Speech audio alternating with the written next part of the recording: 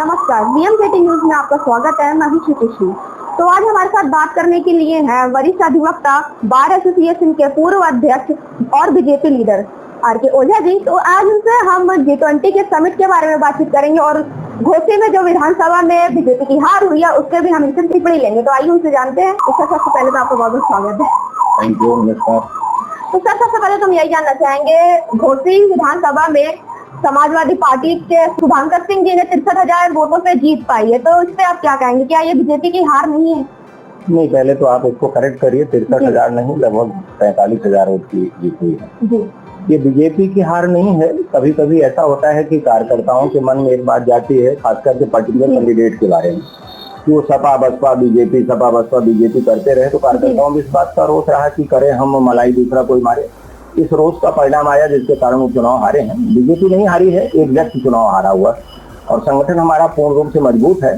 लेकिन एक विषय जरूर आता है कि पार्टी के नेतृत्व को इस बात को देखना पड़ेगा कि क्या बाहर के लोगों के ढंग से आलाप सडन लेकर के हम अपना नुकसान करते कि नहीं। इस पर पार्टी समीक्षा भी करेगी। ऐसा हमारे अध्यक्ष ने भी अभी कहा है, एक अपने इंटरव्यू में बोला है यहाँ प्रदेश के अध्यक्ष ने। मैं समझता हूँ कि इस पर निर्णय होगा, समीक्षा का विषय है, कोई ऐसी बात नहीं है। और पिछले उसमें चुनाव में भी आपने देखा था कि जब 17 का चुनाव हुआ था उसके बाद 3 MP की सीट हम हार गए थे, उसके बाद हम रिवाइव किए, बैक आए। लोकल एरिया पे भी कभी कभी इम्पैक्ट पड़ता है और कार्यकर्ता भी कभी कभी जब उनके मन का नहीं होता तो वो पार्टी नेतृत्व को अपना ओपिनियन देते हैं कि थोड़ा सा आप भी देखें, और ऐसा कुछ नहीं। तो सर, सरकार के सभी मंत्री, यहाँ तक कि मुख्यमंत्री ने भी अपनी ताकत दिखा दी थी, प्रचार किया था, लेकिन फिर भी बीजेपी जीत नहीं पाई। आपको ये नहीं लगता कि यहाँ जनता खुश नहीं है? ये बिल्कुल बात नहीं है। मैंने आपसे पहले भी बताया कि कैंडिडेट से कभी कभी इस बात की आती है। और रही बात है कि यहाँ पे मोदी जी, योगी जी से जनता पूर्ण रूप से खुश है, सारा काम कर रहे हैं, सारा विकास का काम हो रहा है। यहाँ देखिए लॉ एंड ऑर्डर की सिचुएशन पूरी डिफरेंट है।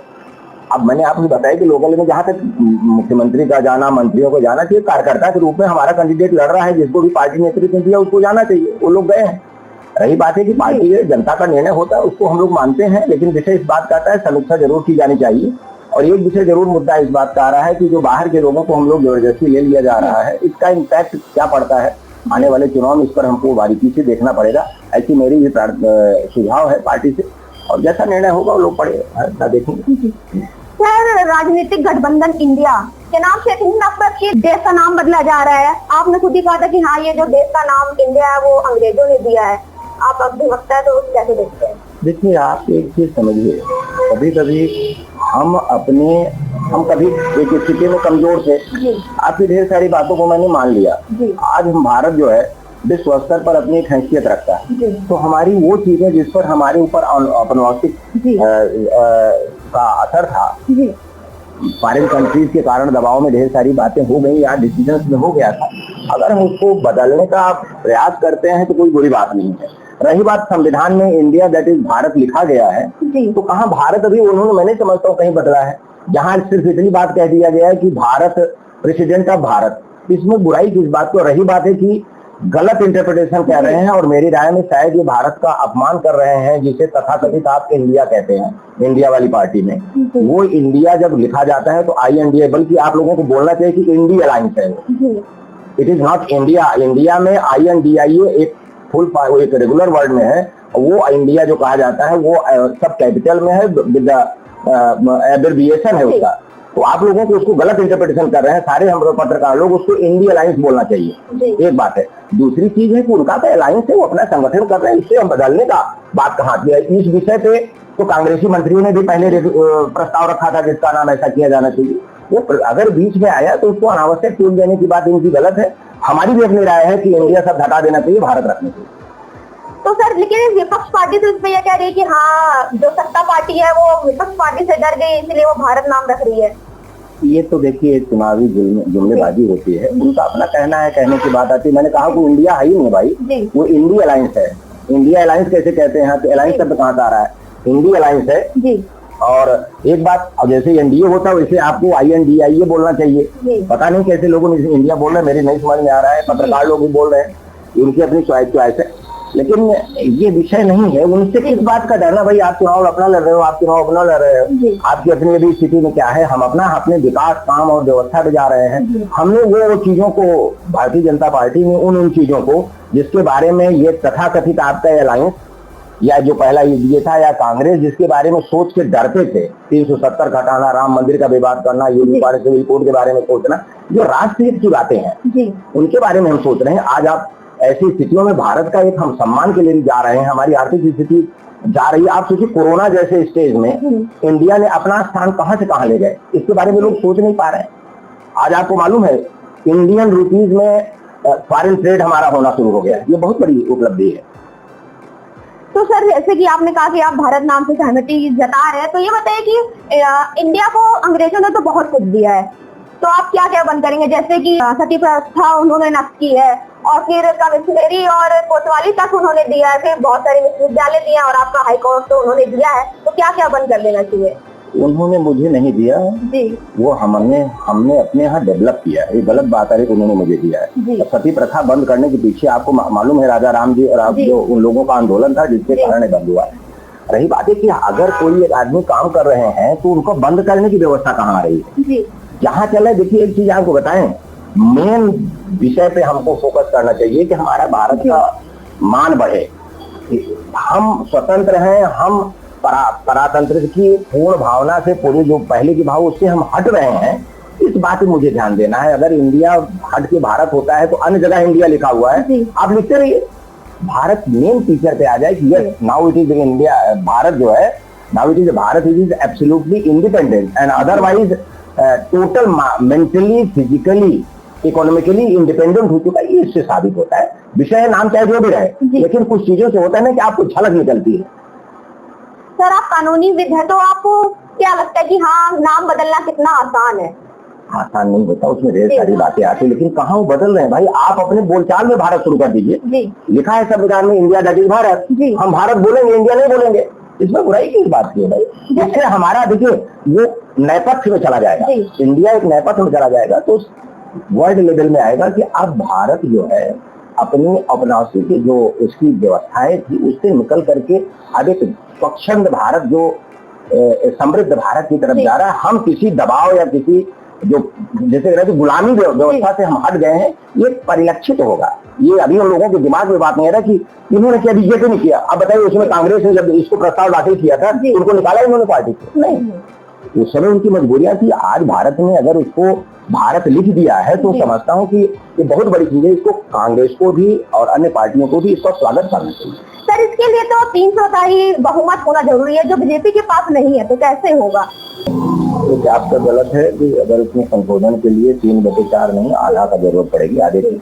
लेकिन मैं कहता हूँ कि संशोधन ना भी करें तो हम इसको अपने समाज में, भारतवर्ष में इसको ले चलेंगे।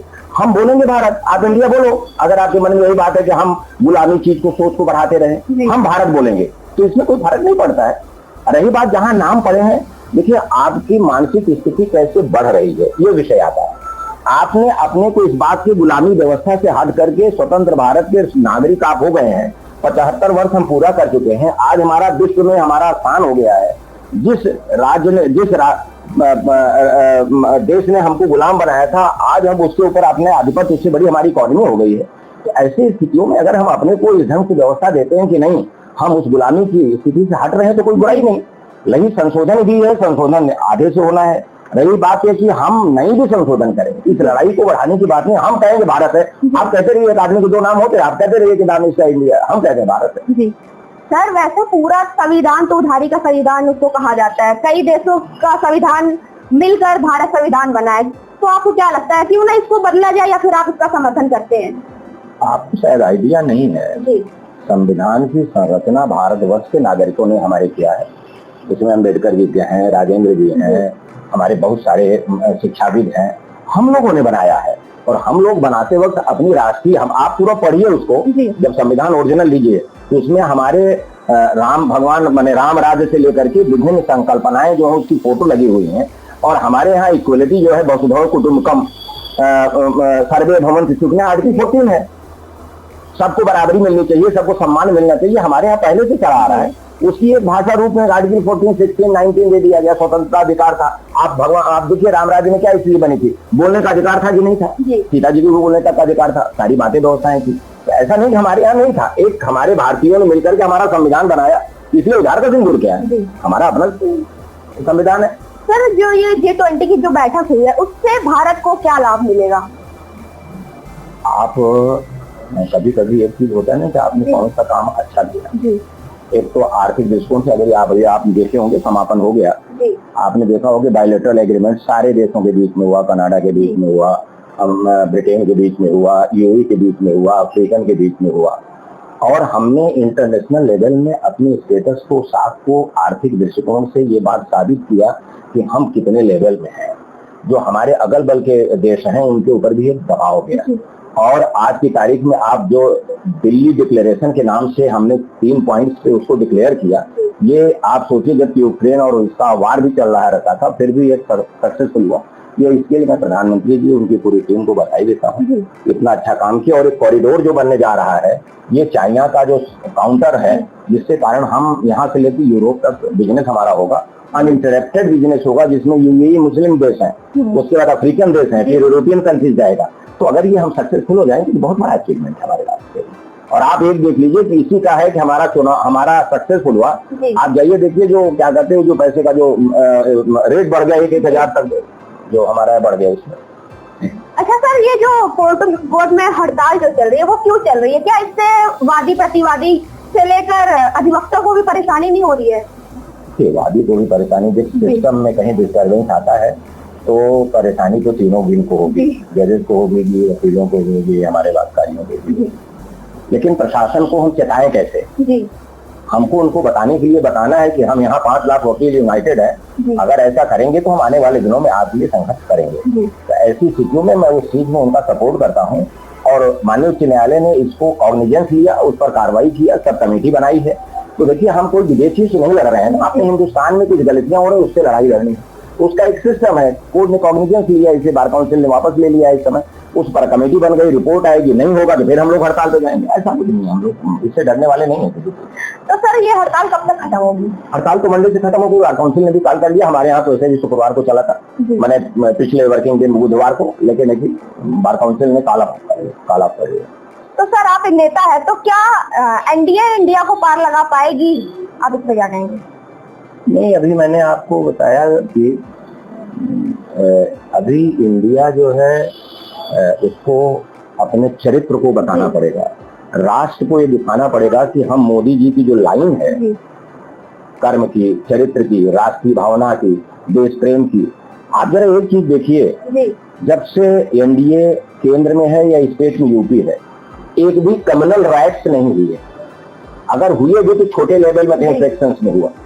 उन समय में कैसे कम्युनल राइट्स हुआ करते? क्योंकि लोगों की इस बात का कि राष्ट्रीय भावना के साथ हम प्रेरित हैं। आप ये देखिए कि हज के लिए मुसलमानों की सबसे ज्यादा सुविधाएं मिली, सबसे ज्यादा संख्या में हज में मुसलमान गया। आज पढ़ा लिखा मुसलमान जो राष्ट्र के साथ काम कर रहा है, आप उससे कभी विरोध नहीं करता। यहाँ हिंदू मुसलमान वो करते हैं, और फिर हम जब रिएक्शन करते हैं तो लोग कहते हैं हिंदू मुसलमान कर रहे हैं। बीजेपी को कोई भी सेंस देख लीजिए जहाँ हिंदू मुसलमान की बात करता हूँ, वो तो विकास की बात करते हैं, राष्ट्र भावना की बात करते हैं, देशभक्ति की बात करते हैं। इसलिए तो वो लोग आग लगाएंगे, उसके बाद जब उसमें हम पानी डालते हैं तो निश्चित है कि उसमें बात आएगी। आग को बुझाने के लिए आग का नाम लेना ही पड़ेगा, ये बात आती है। इसलिए अभी जो तथाकथित इंडी अलायंस है जिसको मैं कहता हूँ, अभी वो बहुत पीछे है, उसको संघर्ष करना पड़ेगा। और अभी 24 नहीं, वो 29 के लिए लड़ाई लड़े तो ज्यादा अच्छा होगा। तो आपको ये लगता है कि 2024 में बीजेपी आएगी? निश्चित रूप से आएगी, मोदी जी के नेतृत्व में सरकार बनेगी। और मैं सबसे निवेदन भी करता हूँ कि जो अच्छी सड़क को माननीय मोदी जी, सड़क माने व्यवस्था को मोदी जी ने आगे किया है, भारतवासियों को छोटे मोटे अगर कष्ट भी हो तो उसको भूल करके उनके साथ रहना चाहिए। क्योंकि हम जिस लाइन को, एक्शन को दे दिए हैं, उसको पूर्ण करने में भी एक 5 वर्षीय योजना की जरूरत है। इसलिए मैं सबसे निवेदन भी करता हूँ कि छोटी मोटी गलतियां अगर बीजेपी की है तो इसको छोड़ करके राष्ट्र के साथ आए, ऐसी मेरी शुभकामना है। तो सर अंत में मेरा यही सवाल रहेगा कि इलाहाबाद लोकसभा चुनाव से आपकी क्या तैयारी चल रही है? हमारी कोई तैयारी नहीं है, जो पार्टी का नेतृत्व का निर्देश होता है उस लाइन पे काम होता है, हमारा कोई व्यक्तिगत नहीं, तो पार्टी के कार्यकर्ता है जो निर्णय वो। तो धन्यवाद सर, थैंक यू। तो जैसा कि आप लोगों ने देखा, हमारे साथ वरिष्ठ अधिवक्ता आर के ओझा जी थे, उनसे हमने G20 के बारे में बातचीत की। फिर घोसी विधानसभा में जो सपा की जीत हुई है उसमें भी बातचीत की, तो उनका यही कहना है कि विपक्ष पार्टी है उसको 2024 में नहीं 2029 में उसको चांस लेना चाहिए, उसमें उसको ट्राई करना चाहिए क्योंकि 2024 में फिर से बीजेपी आएगी। तो ऐसे वीडियो के साथ बने रहने के लिए आप हमारा VNK टीवी फॉलो करते रहिए, मैसेज वीडियो।